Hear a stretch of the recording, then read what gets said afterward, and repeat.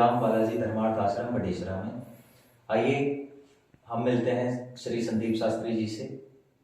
जी नमस्कार सर। नमस्कार जी, नमस्कार जी। संदीप जी, आपसे आपका परिचय जानना चाहते हैं दर्शक साथी। तो सबसे पहले तो यहाँ पहुँचने पर आपका बहुत बहुत धन्यवाद। आपका इस श्री राम दरबार के अंदर आप पहुँचे, श्री राम कृपा हो। तो विषय जो है वो किस चीज़ के बारे में है? हम आपसे ये जानना चाह रहे हैं कि आप कहाँ से बिलोंग करते हैं, क्या आपका नाम है? मेरा नाम श्री संदीप कौशिक, गांव बडेसरा, जिला भिवानी। इसी गांव का रहने वाला हूँ, इसी गांव का निवासी हूँ। आप इस धार्मिक लाइन में कैसे आए, कब से हैं? मैं इस धार्मिक लाइन से एक महात्मा जी हुए, महात्मा जी की कृपा से मैं शुरू से ही महात्माओं के दर्शनों का इच्छुक रहता था। 2002 के अंदर मैं पहले कर्मकांड आरंभ किया मैंने, 2008-9 तक। उसके बाद भक्ति लाइन तो मेरे पहले भी थी, लेकिन 8-9 में मेरी बहुत तेजी से भक्ति लाइन बढ़ चुकी थी जी। बहुत अच्छे तरीके से श्री राम कृपा हुई, श्री बालाजी महाराज के दर्शन हुए।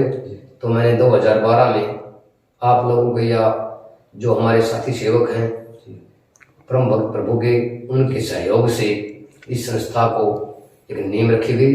उस नींव को आगे बढ़ाने के लिए हमारे साथियों ने, श्री राम के भक्तों ने बड़ा सहयोग किया। हमने सनातन संघर्ष को आगे बढ़ाने में हासिल सफलता की है।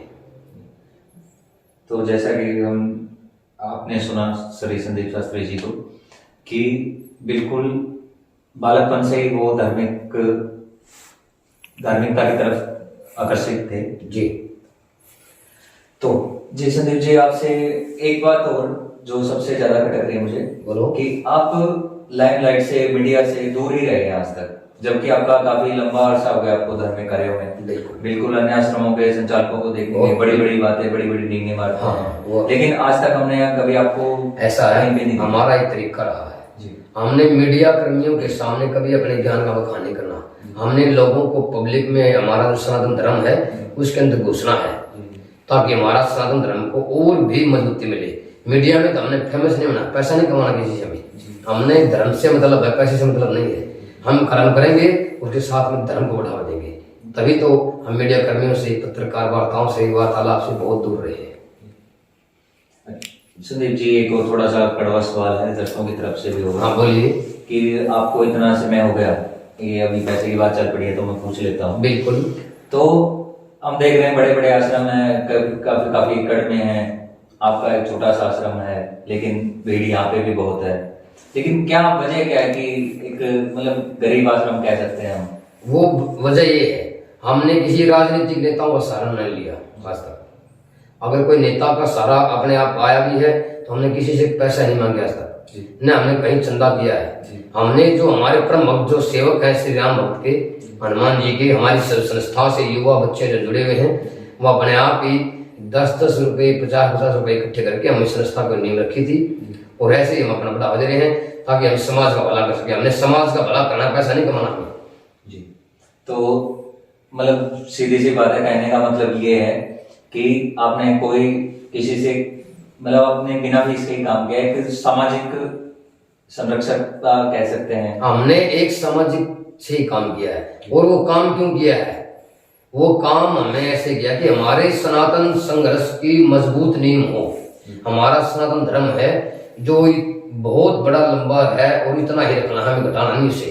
हमें सनातन को ही बढ़ाना जरूरी है ताकि लोगों की आस्था प्रभु से जुड़ी रहे।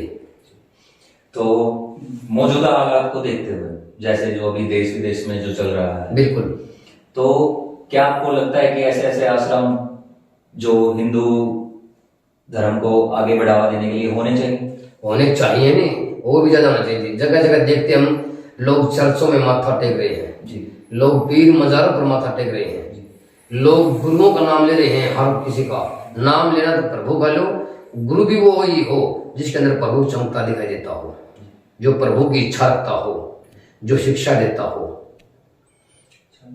तो अगला जो टॉपिक है हमारा, वो हम आपसे जानना चाहेंगे कि पाखंडवाद को लेकर आपके क्या विचार है? पाखंडवाद को लेकर हमारा विचार ये है कि जो पाखंडी लोग पाखंड बनाते हैं, यूट्यूबों में डालते हैं, किसी की प्रेत भूत वो दिखाते हैं। अगर किसी की इज्जत को उतारना बहुत गलत तरीका है, वो हमारे धर्म के साथ खिलवाड़ करना है। किसी ओपरे अगर किसी लेडीज में जनानी में ओपरा है और वो ऐसे कर रही है, अगर उसकी वीडियो डालेंगे किसी की बेटी की बहू की, तो वो एक हमारे धर्म के साथ खिलवाड़ है। ये पखंडवाद होगा जी बिल्कुल। जैसे कि आप देख रहे हैं कि बहुत ही नेक विचार है।